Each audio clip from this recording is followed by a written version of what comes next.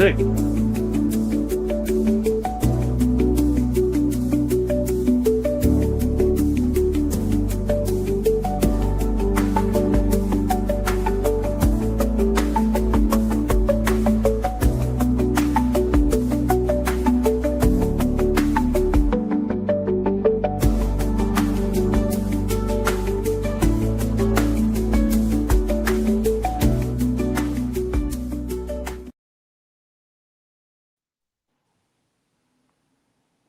I think we are live. Monday Night Live, number 107. If you are there, tell me where you're watching from.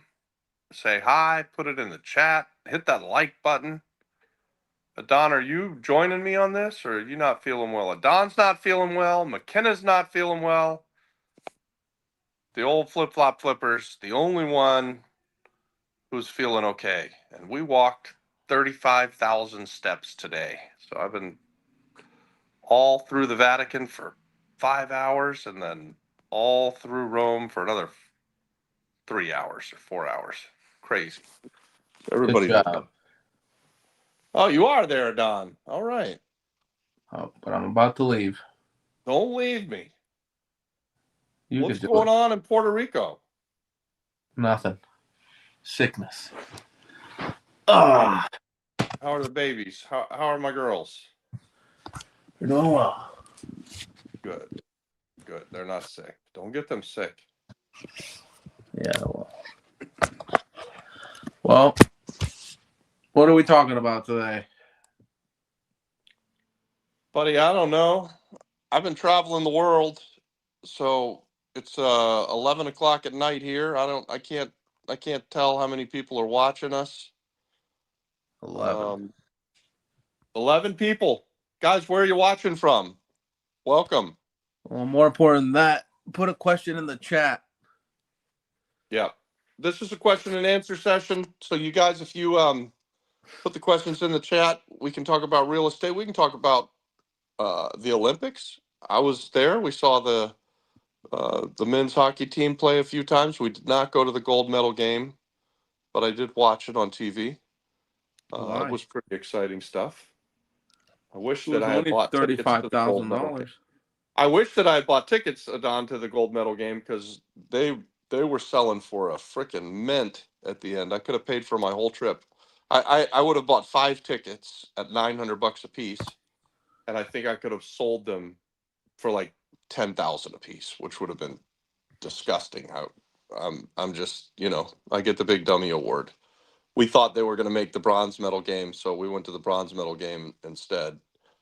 And I wasn't thinking that Olympic tickets would have that kind of markup, but they went crazy. Buy low, sell high, guys. That's a profitable venture. I definitely would have sold those tickets had I bought them. Well, guys, you have questions. We have answers. Well, Robert has answers. I have whatever I have. Well, we're getting ready for our Rainmaker event. You excited about that?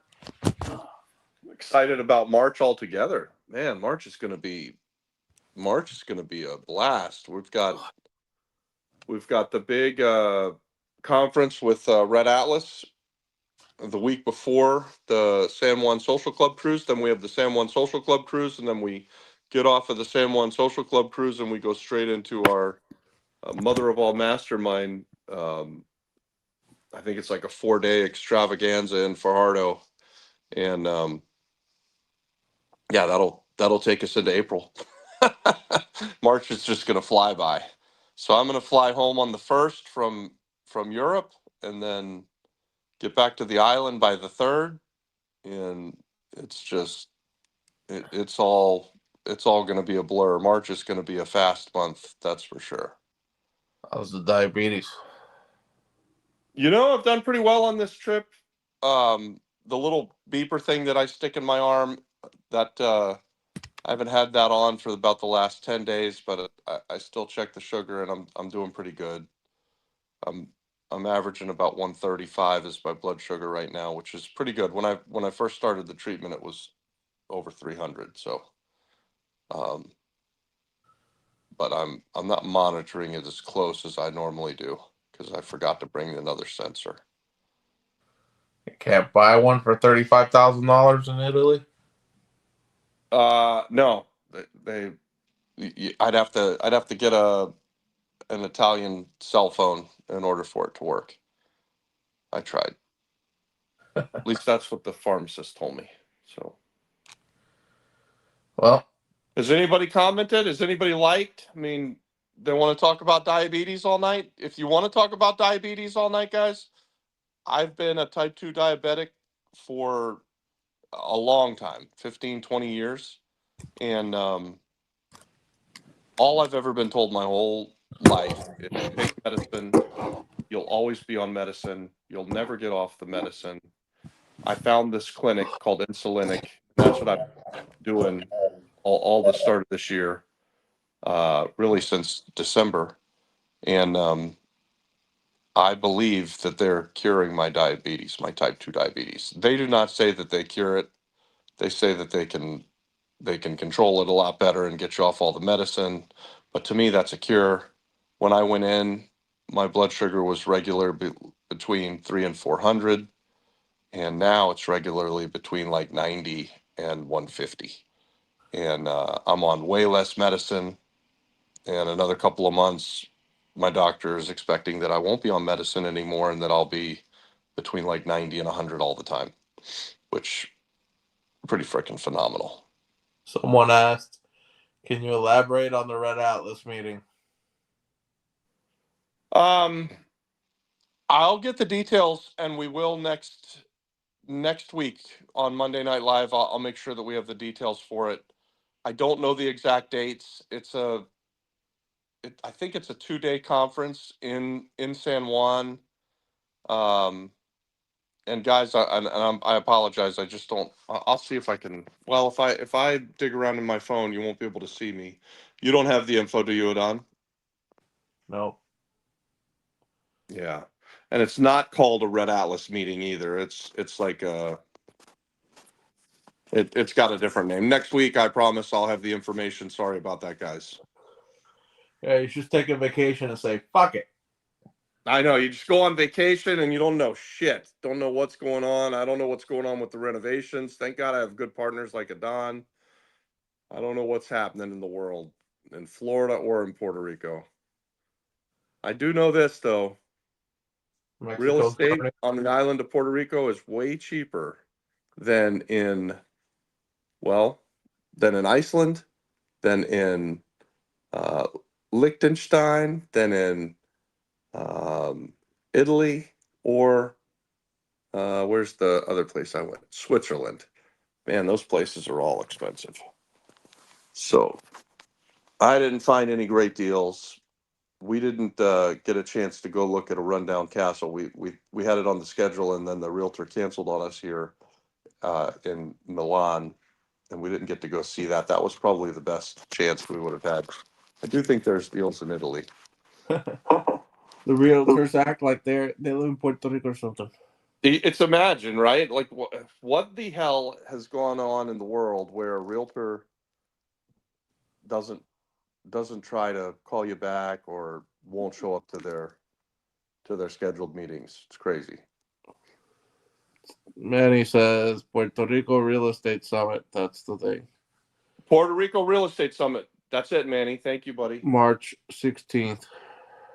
March 16th. Is it a 1-day event or a 2-day event? I don't know. You're asking the wrong guy. I'm asking. Willie Manny. says, I need a vacation. He sounds like shit. Yep. I do need a fucking vacation. Well, you got the San Juan Social Club cruise, but you're not going to go, so you're going to still need. That's never a vacation. I don't know why you think that's a vacation. I'm fucking working the whole time. That is a lot of work. You're right. Neither was Ukraine. What's that? Neither was Ukraine. Ukraine was definitely not a vacation. No. This hasn't even been a true vacation, and I went to the Olympics. So I mean, there have been times here on this trip where we're certainly on vacation. Today I did vacation stuff. We went to the Vatican and we walked around Rome. But I Yeah. would say most of the time I've worked pretty much every day, and not just worked on business back home, but we've had business meetings. We've met with our sales team in Milan. We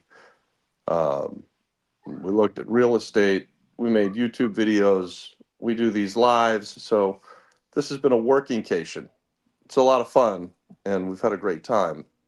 And I think my family has had a vacation, but not me. I just pay for shit and work. Does that happen to you guys? Put it in the comments if that sounds like your life too. Well, it's definitely turning out to be a depressing podcast. People ask questions, please, or else I'm gonna call it quits. Ton, you do sound like dog doo doo. I'm sorry, buddy. McKenna has been sick now for 3 days. He hasn't been able to get out of bed for 3 days. He got food poisoned. So that's no fun for him. It's what you do when you. It's what happens when you eat the pigeons from the Vatican. Yes. Don't eat the street pigeons. You gotta eat the farmed raised ones. But honestly, when they put it on the plate, how the hell are you supposed to know? It's too tiny to be a chicken. Oh no, they'll tell you it's a pigeon. It's a real thing. They eat pigeon here. Yeah. That's real. That's real. They eat pigeon. Yeah. You guys, if you have any questions about real estate, if you're trying to do a deal, maybe tell us about the deal you're looking to do. If you're interested in fix and flip real estate, if you guys want to talk about wholesaling, maybe you have some questions about any of the markets out there. We're pretty good with the real estate on the island of Puerto Rico. Really good with the real estate in the state of Florida, and reasonably good with like general questions. So, what's that question say there, buddy? Do you have an instant underwriting calculator tool in school? Yeah, it's called the 70% rule. Yeah. Do we have our own calculator that we use like some of these Yeah, other people do? McKenna hands one out. Yeah, we've got a spreadsheet where you can put it in, and you put in your renovation numbers and your estimates on what things are going to sell for. You guys, that stuff is so simple. I don't know why someone needs a calculator, to be quite honest. If you know three things, you can always figure out what a great offer is. If you know what the price of the house will sell for after it's in good condition, so retail houses, that's sold comps. That's the that's the first thing you need to know. What will something sell for in the neighborhood that's in good shape? Then how much is the renovation going to cost you? And basically you take what will it sell for, multiply it by 70%, and then subtract off your renovations. If you can consistently buy at those numbers or better, you know you're getting a good deal.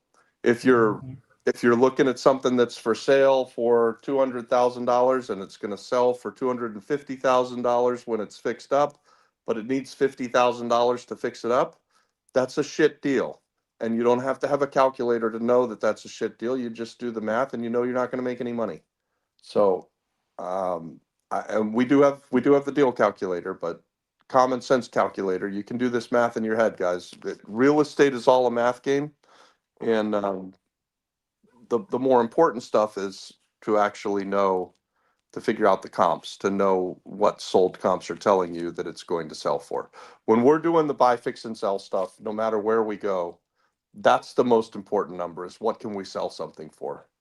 Because we can figure out the renovations, and then we can figure out what a good offer is, and basically closing costs are going to be the same wherever you go. If you guys want an easy thing that you could just plug into your own calculator, you could take the sales price minus like 8%. That generally will give you enough money to pay for closing costs and for realtors and things like that.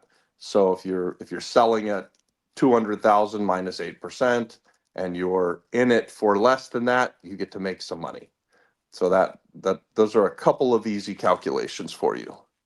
And yes, inside of school we have a calculator that probably allows you to put in other things like more closing costs if you're going to pay for the buyer's closing costs and stuff like that. Uh, I don't use it obviously, but and Jonathan says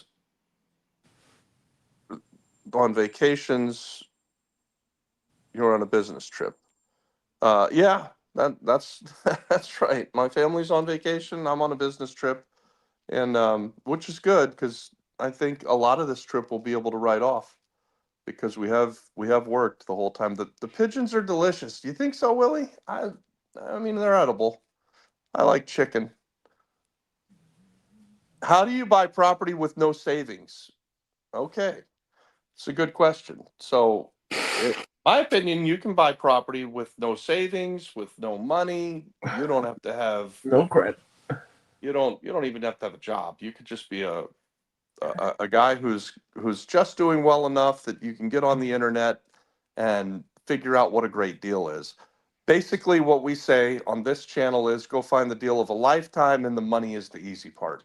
So even though I've got some savings, and even though Don and I we do pretty well, and we have some of our own money, generally speaking, we're not using a whole bunch of our own money to buy anything we do. We've got a sub penthouse condo in Condado, Puerto Rico, going right now that we paid $510,000 for it.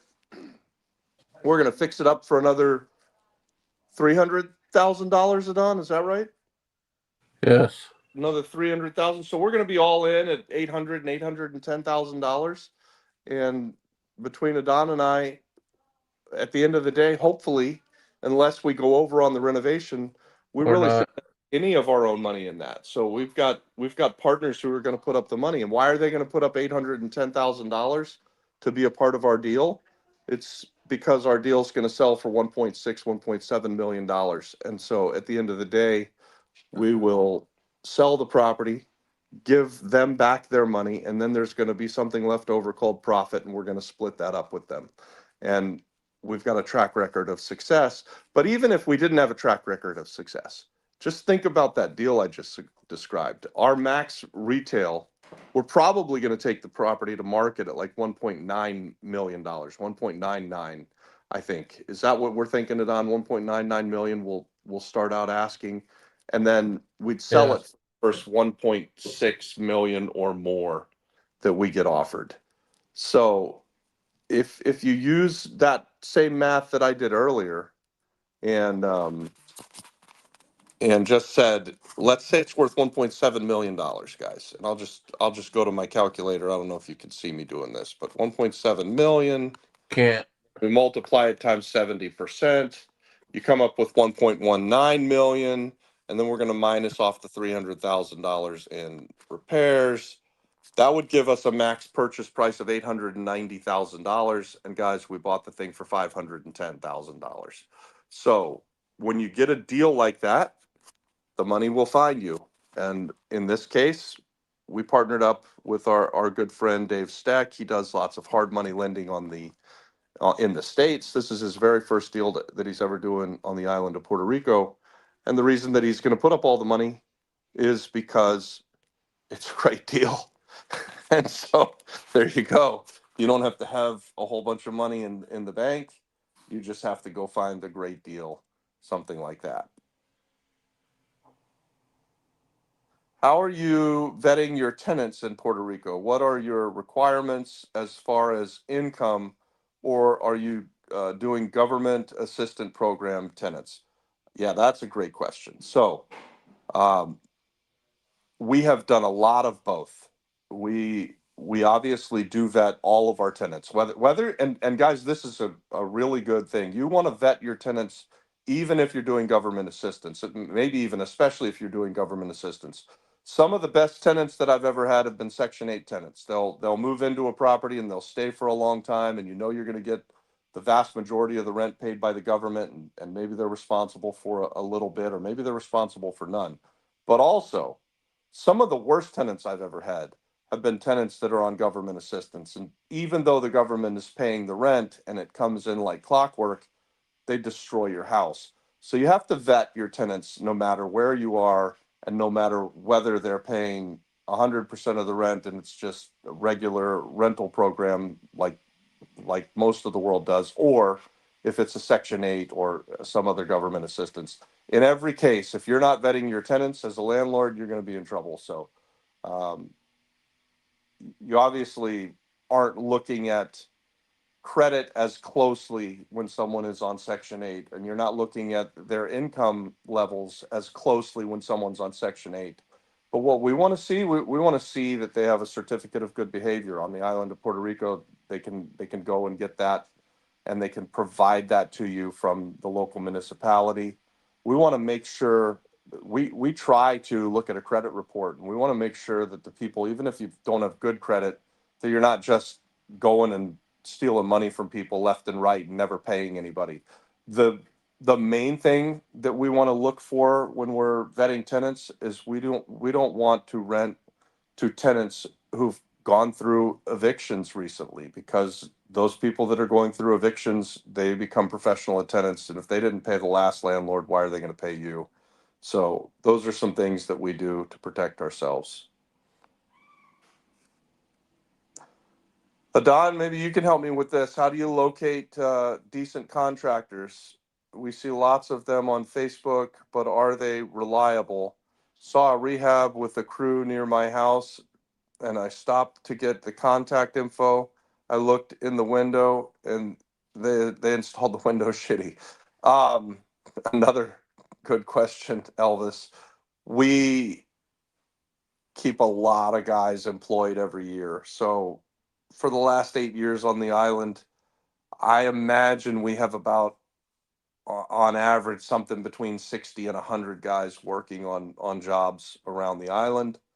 And all of the things that you hear about contractors, subcontractors, and all of that are true on the island. It's difficult to get people to show up. It's difficult to get people to do good work. So the way that we find good contractors is by hiring lots of contractors and firing people fast. Um, and then we use the people that are good until they're no longer good. I've been saying this for the past nearly 30 years. The way that you need to look at this as someone who's going to do fix and flip real estate is that relationship with your guy, whether he's a handyman or a contractor. We'll call them contractors for the sake of argument here. Your relationship with your contract is one of the most important relationships you're going to have as a fix and flip real estate investor, and this is the way that that relationship's going to go every single time. Eventually you're going to get the best price and the best work the first time that you do something with this contractor that you're going to have a relationship with. 3 years in, that same contractor, he's going to be twice as expensive, and his work is going to go to the birds. So 3 years later, price is doubled and the work is way worse, and then you've got to fire that person and get a new contractor. Are there ever some exceptions? Yeah, but I mean, I've done thousands of renovations, and this has been a pattern that is repeated really for almost 30 years. And it's just like I said, you hire someone, you start a relationship with them, you get their best price and their best work at the start. So let me tell you what that means to me. If I hire someone and I've never done anything with them before, and they don't show up and their work is no good, it never gets better. So we just cut ties as fast as we can. And the way you find good contractors is by hiring lots of contractors, and then you want to work that relationship for as long as it stays profitable for you. And just know this, that eventually you're going to be looking for a new contractor every time. Adon, do you agree? Maybe Adon's gone. I think we lost Adon. Investment opportunity, multi-unit portfolio, coupe in San Juan. This property presents a high yield buy and hold opportunity in a high demand submarket of San Juan. I love Coupe. Asking price $600,000, target purchase price $550,000. I guess maybe you already negotiated this, Fred. A 60-day close. You could possibly do a burr. So if you're thinking you could do a burr on the island, then it must be a 4 units or less. You're seeking a $500,000 cash offer or hard money to secure a deeper discount.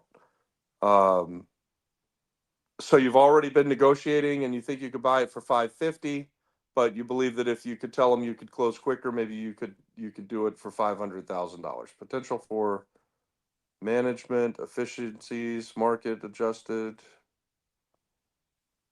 Gross income $5,400 to $7,000 annual. Gross income 65 grand to 84 grand. And a target cap rate of 8 to 10%. How many units?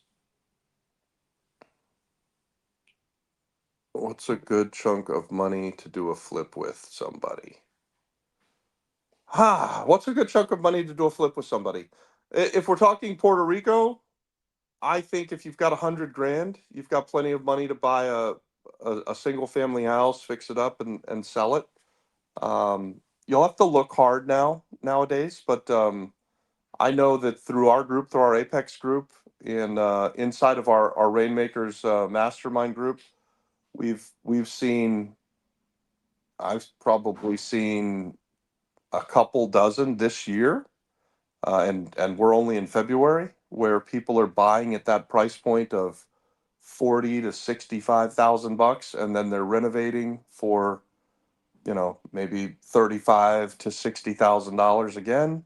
And so if you're buying at 40 and putting 60 in it, you're at 100. If you're buying at 65 and putting 35 in it, you're at 100. So that math has been working. About 100 grand, maybe a little bit more, would give you all the money you need. And then those properties are going to sell for in the high 100s, like 180, 190, 200, 210, something like that.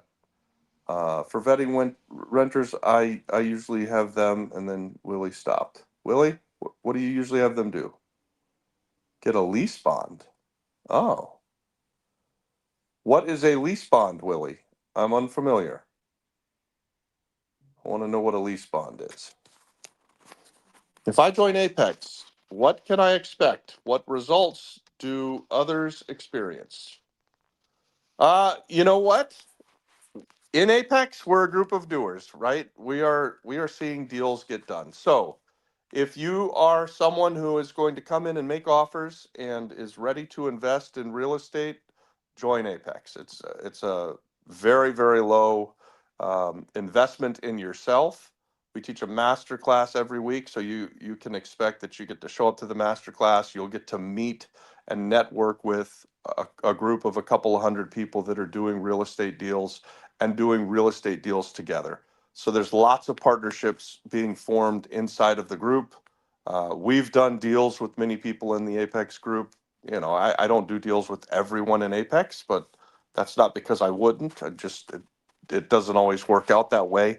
But we're hearing about deals more and more. The group is amazing and really taking a life of its own. We've got a WhatsApp group that you will be having access to, and you have those master classes every week. There's people posting their deals in there. We've got wholesalers, so that's deal finders. We've got operators, people that want to buy from wholesalers, and we've got funders, people that will fund the deal. So it's a complete community where you can bring a deal or find a deal or find the money or put a partnership together and do it all. And if you're ready to be a real estate investor, it's a great next step. What's your worst tenant experience that you can recall? Oh my goodness. Man, how long do we have? I'll give you a worst tenant. I'll give you a worst tenant, and I have some content on this where recently, like in the last 6 months, I had 2 or 3 really bad tenants in Florida. Um, one tenant that I had that was really, really bad.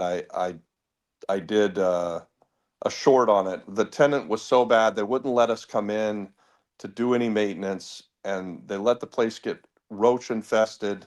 It got so bad. It was they were living in half of a duplex. It got so bad in their half of the duplex that the other half of the house, the other portion of the duplex, started to get roaches, and they would let us in, and we would treat, and we would try to go in and treat for the roaches. But it got so bad that the other people moved out, and we had to evict these people, and they had been with us for like 7 or 8 years, and we knew kind of probably they weren't taking great care of the house, but we didn't know how bad it was. It was really, really, really disgusting, and I let it go on too long, and they paid rent every month and never asked for anything, but they just lived in a disgusting way, and they really ended up destroying the house. So you guys be careful with that. When you go and you set an appointment to have an inspection done with your tenant and they routinely cancel those appointments and don't let you come in, there's a reason for it. So that one, I'll take the blame on that. I can't take the blame for them living the way that they lived. It was really gross and disgusting.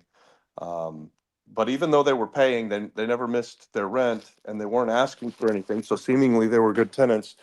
It became apparent that they really weren't good tenants, and we ended up having to evict them, even though they never missed any of their rent payments. We evicted them for other clauses in the lease because they just weren't taking care of the property, and we then had to go in and completely renovate their side of the house. Um, it looks great now, and we get a lot more rent now too. But anyway, that was a bad one. One of the worst ones that we ever had in Puerto Rico, we had a Section 8 tenant that moved in to our completely brand new renovated apartment. And within 3 weeks, they had somehow broken the countertop so badly that the sink started to leak and flooded the house. And they were a Section 8 tenant, which goes back to what I was saying earlier.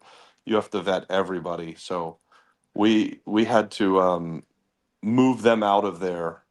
I think they were only in that house for like 2 or 3 months before we had to like ask them to leave because they were just destroying the house. And I don't know how you break a kitchen, um, but they broke the kitchen. Like they must have treated it like a trampoline or something. Um, Somebody's watching from Costa Rica. Jorge. All right. And going fishing tomorrow. Man, I love it. Fishing in Costa Rica is good stuff. My father and I went to Costa Rica back in early 2000, and I didn't buy real estate there. That was silly. But we caught so many sailfish that we were out for the whole day, my dad and I. After we caught like 5 sailfish each, we were like, all right, that's enough. Let's go back. And we were only out for like 3 hours that day. It was just a wild day fishing. Um, a lot of sharks trying to make a buck. Doesn't sound very enticing, to be honest. Um, okay. So I guess you're probably not a real estate investor, though. Um, if you're going to invest your time and effort and money into a property that needs to be fixed up and then either resold or rented out, and you're willing to do it and not make any money, I think there's a whole bunch of people that would be really excited to rent from you or maybe even buy from you. So go do that. A lease bond is similar to renter's insurance. They take care of the background checks, and it only costs the renter $100 a year for rents under 2,500 a month. Do they cover the rents if somebody misses a payment, Willie? That's pretty interesting. If renter skips the rent, the bond covers up to 3 months. Fudge, man. I don't know why I've never heard of a lease bond, but I'm gonna start doing that because I'd gladly pay the $100 for the person to have the lease bond, unless I'm not allowed to do that. But that's pretty phenomenal. Willie, you guys, is in our Apex group. He's also a part of our mastermind group, and People often ask what or where can they find a good realtor on the island of Puerto Rico.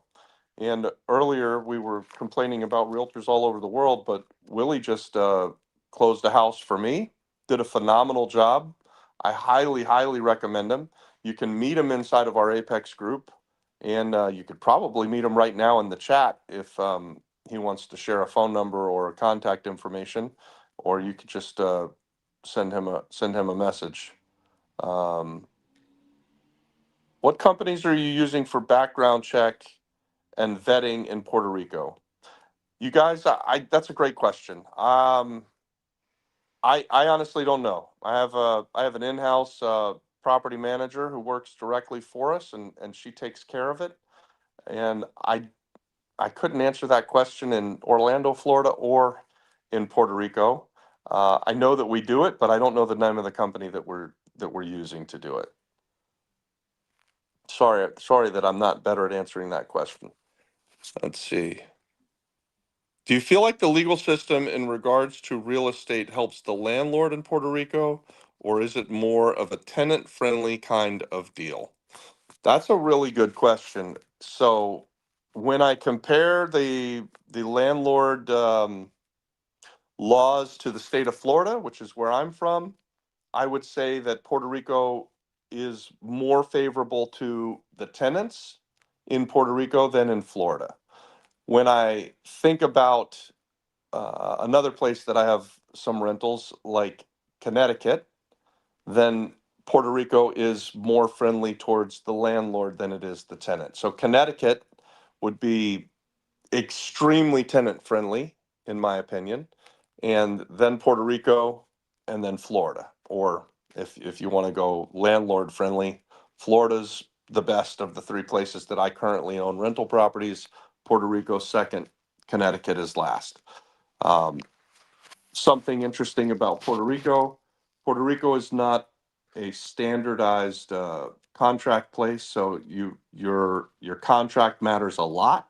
Your lease matters a lot, and when you take your lease to the courts, the judge is going to look at what the lease says, and he's going to hold people accountable on both sides. So I like that about Puerto Rico, but I will say that it is a longer and more expensive eviction process than in the state of Florida. So I could probably evict somebody in 60 days in Florida, and it might take me, yeah, if I'm really, really lucky, maybe we can do it in less than 6 months on the island. Maybe it's 3 to 6 months on the island, something like that.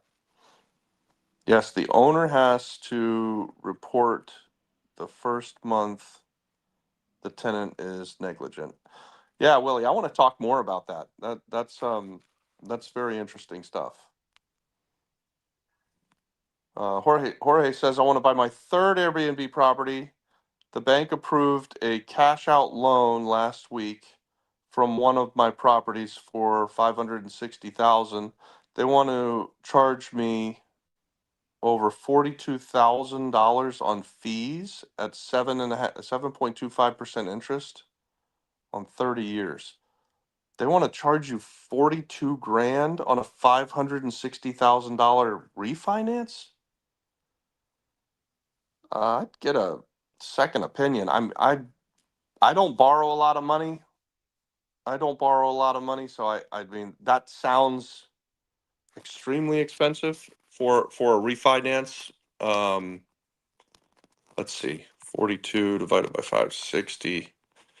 I mean that's 7.5%. I guess it's not crazy. I don't know what they're charging you for. Maybe they're having you do an appraisal. Obviously, there's some points in there, and um, that it just seems like something you might want to get another opinion on. I'm highly considering opening a fund and using my friend's money. I love it. Yeah, I mean, hey, if you gotta pay the bank 7% plus then 7.5%, so that's a 15% loan from the bank. That's pretty damn expensive money. Is that in Puerto Rico or is that somewhere else? This property I can buy for $1 million and renovation costs for $300,000 and ARV is 2.5 million. Well, that's pretty exciting.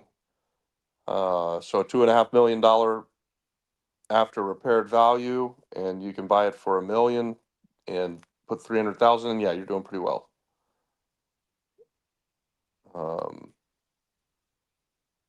SWO says that I have land I want to sell on Capera Guaynabo. How much are the prices over there? Capera Terrace, how big is your land? It's a difficult thing to answer there, buddy. You're gonna have to give me more than that. Let's see. The land I had sell was sold to be 400,000 20 years ago. What is the reality of it today? The land I want to sell was said to be 400,000 20 years ago.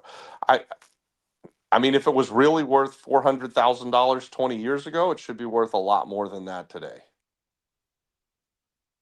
And yes, Mike, Florida is awesome as a landlord creditor. At Willie, does MapFree offer this lease bond like they do with the Luma bond?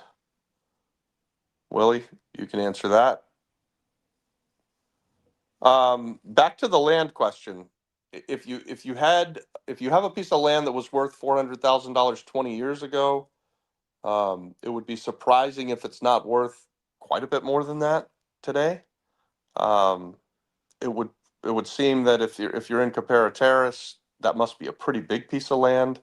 What's going to determine the value of that land is what can you build on it, what's the zoning, what's around it, and all of those things are going to determine what the land is worth. If it's up in an area where you can't easily get power and water, it's worth less. If it's sitting in a neighborhood where it's easy to tie into the power grid and the water system, that makes it worth more. If you can get high density, that makes it worth more. If it's farmland, that makes it worth less. So there's a whole bunch of stuff that goes into that valuation of the land. Um, what you could do with your land, and I'm sorry I don't know your name, but what you could do with your land is just call up the Remax agent, talk to Willie, who's here in the chat. Find a realtor who knows the area, ask them what they can get you for your land, and they should be able to do that because they'd want to tell you what it would sell for and get the listing, and it shouldn't cost you anything unless they sell the property.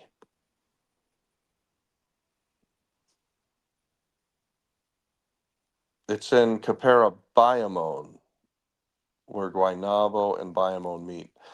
Man, that's a hot area. I mean, obviously Guaynabo is a phenomenal area, and Bayamon's on fire too.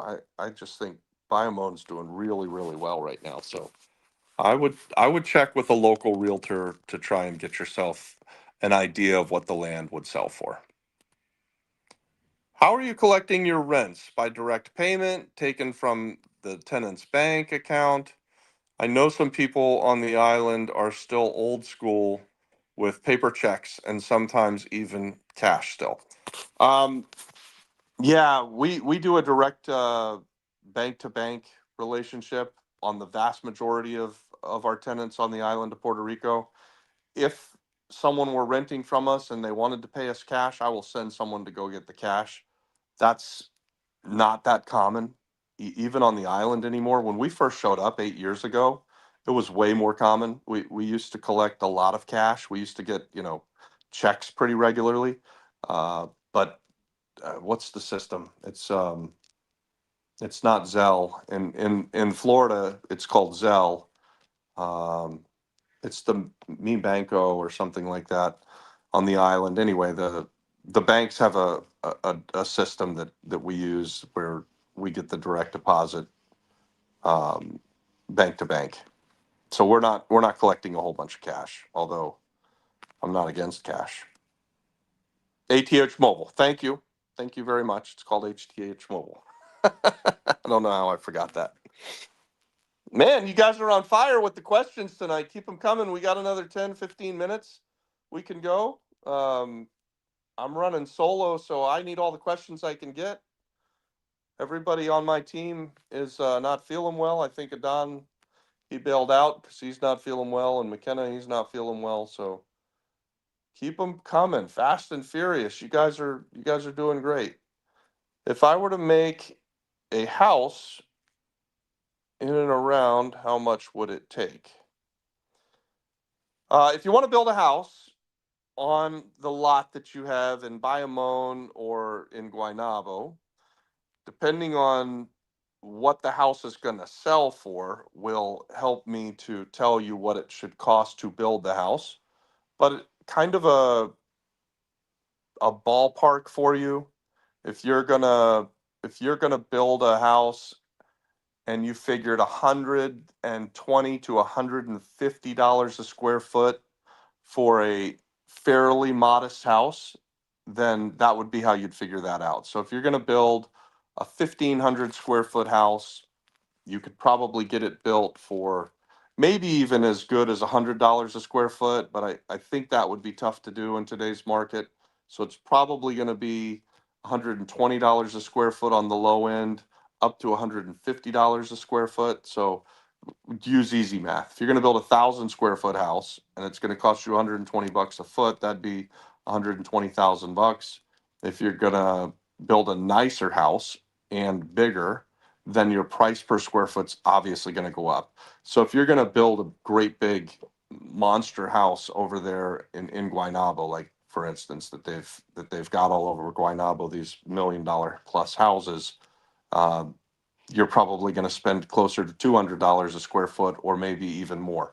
And by the way, you can always spend much, much more. So it really does depend on what do your finishings look like, what types of windows, where are you getting your kitchens from? Are you doing central air? Or are you doing split units? But that's a good rule of thumb for a modest house, $120 to $150 a square foot. I think you can find that on the island right now for the new build stuff.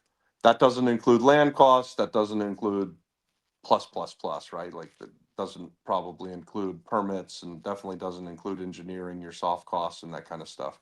But you already own the land, so that's um that's a ballpark for you. I'm doing good solo. Thanks, buddy. I appreciate you. um, I'm getting good questions tonight, so you guys are making it fairly easy for me. Most of these questions I'm even able to answer. Do you know anything about foreclosure sales deals in Puerto Rico? I happen to know a little bit about them. We just did a flip that was a foreclosure sale purchase in Aguadilla. So we've now been to the foreclosure sale, which is at the courthouse steps on the island of Puerto Rico, and some things that are interesting about it that I'll just run through really quickly. Guys, I've made most of my money, done most of the houses that I've ever bought in the history of my life over the last 30 years. I've bought at a foreclosure sale, which means that I am going to the courthouse or I'm buying online direct from the courthouse. That's where the bank is foreclosing on the property. And whether that's in Florida or Puerto Rico, way less in Puerto Rico, but that's where I prefer to buy my houses. And why do I prefer that? I prefer that because then I'm not dealing with homeowners. I'm just, it's all a numbers game. And the major differences on the island of Puerto Rico from Florida are when you go to the foreclosure sale in Puerto Rico, you have to bring all of the money. And when you win the bid, if you go to bid on a house on a Monday at 11 a.m. and you win it at 11:03, then you have to hand over in cashier's checks or cash 100% of the cost of that house. So if you bought it like we did in Aguadilla for $121,000 and whatever it was and change, I had to give them $121,000 and change right in that instance. So there is no put down a deposit and come back in a day or two or come back in a week.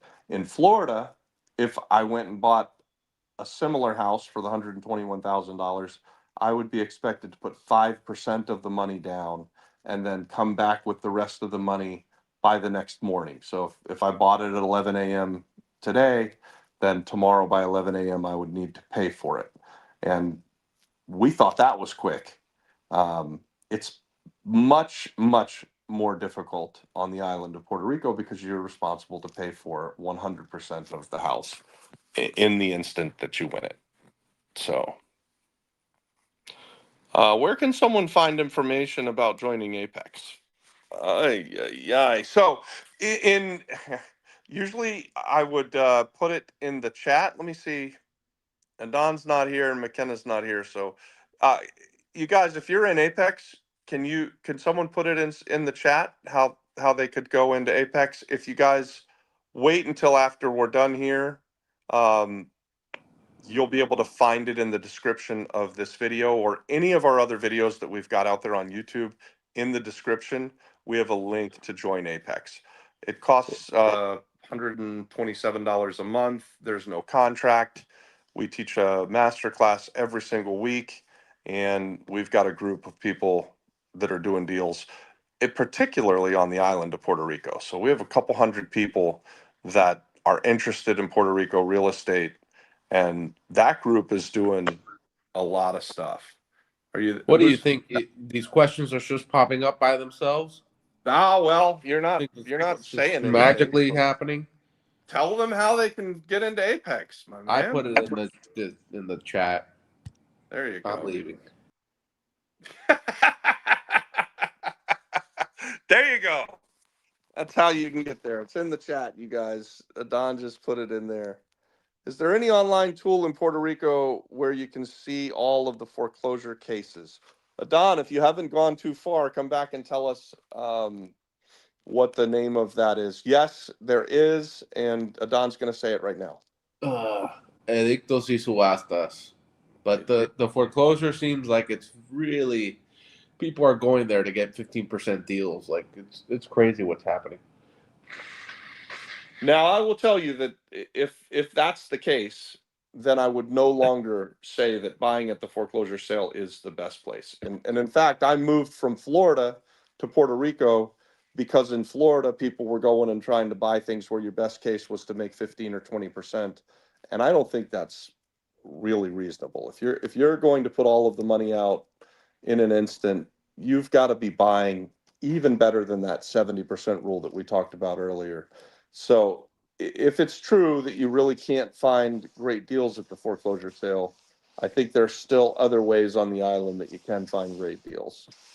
And I would be careful about going and bidding at the foreclosure sale if you're brand new, if you're not well funded, and if you're not putting all of your ducks in a row. So it's the most dangerous place to buy real estate because there are no takebacks. If you hand over, again, back to my example, we bought a house for $121,000. If I handed over the $121,000 and something was wrong and I was buying a second mortgage, I don't get to get my money back. I just lose my money. So Yeah, be you're very talking careful. about taxes and HOA and all that stuff. Yeah, you Doesn't could have die. you could have back HOA debt. You could have a bank that's foreclosing that accidentally doesn't name one of the borrowers, and that foreclosure is no good. There's a lot of things that can go wrong there, and it's just so fast. You have to calculate in that there could be problems that you're going to have to fix or pay for, so you have to buy it even better than the 70% rule. And guys, we got a few minutes left. Here, if you've got one or two more questions, I'll try to squeeze them in. And have you asked for foreclosure information from municipality and gotten excuses for not receiving a list of properties? If you go directly to the courthouse in a municipality, I believe that you should be able to get that stuff fairly easily. They post it there. And now you just heard about Edictos y Subasta. I will say that Edictos y Subasta is not 100%. I mean, I don't think that everything gets onto that site. So going to the actual courthouse in the area where you're wanting to bid is the most surefire way for you to get the list. And you shouldn't get much of a runaround. That you probably may have to ask the right person, because not everybody who's at that courthouse will even know what the hell you're talking about. But the Alguacil de Tribunal, their office inside of the courthouse, they're going to have listings, and they should be able to show you where to get them. So I hope that's helpful. We, by the way, have a group of people that want to go to the foreclosure sale, and we've got a WhatsApp chat inside of that Apex group. So if you join Apex and you express an interest in that, I'll make sure you get into the group. Adon runs that, and at times we've done some things where we've gone together with a few other people. We haven't been yet this year, but I would expect that we will start to look again. So Manny making moves says, I'm lending money on a short-term loan to someone. I know it's a promissory note sufficient, or should there always be a tangible asset? Okay. I don't like to lend money without a tangible asset. So that would mean, Manny, if it was me, I'd want to get, depending on how much money it is. If it's a small amount of money, maybe there's a watch that I could hold on to. Maybe there's a car they could put on my lot that sits there that I have control over, and a title to it if I need it. Or the thing that we most commonly would do is put a mortgage on a piece of property. Have I ever lent money to people and just done a promissory note? Yeah, of course I have, but those are usually people that I've done lots of business with, and I really don't even like to do that, right? Like, so um if it's a small amount of money, and a Don needs to borrow, $10,000 or something, then I'll just lend him the money, and I know he's going to pay me back. But Adon and I have done 5 years worth of deals together. If it's my sister and she wants to borrow $10,000, I want a mortgage. So, you know, take that as you will. Mike is saying always use collateral. Mike and I just did a deal where we lent a guy some money in Colorado, and we put a mortgage on the property. So I agree. I think really the safe bet is always get collateral, and I would say, file against that collateral. Make sure that you're able to collect. Otherwise, you could get burned. All right, one more question if there's any more questions. Otherwise, we'll just call it a night. And appreciate you guys. This was really fun. You guys did a great job with a lot of good questions. And I hope that some of you that were asking about Apex will join us over there. And we'll have a master class coming up this Thursday night. We got a really good master class this Thursday night. There's a young guy who's got a really great business that he helps people set themselves up for Act 60, particularly for tourism and young entrepreneurs. So these are portions of Act 60 that everybody on the island can qualify for. Young entrepreneurs, all the young people can. If you're older than, like, I think it's 35, like me, I just missed it. I don't qualify for the Young Entrepreneurs Act. But if you're young, you qualify. And if you are going to invest in hospitality, then you can qualify for Act 60 tourism tax credits. So he's going to be talking about that, Tourism Act 60 and young entrepreneurs, I believe. And he'll answer questions about any portion of Act 60 that you want. But that will be this week's masterclass, and it should be a pretty fun one.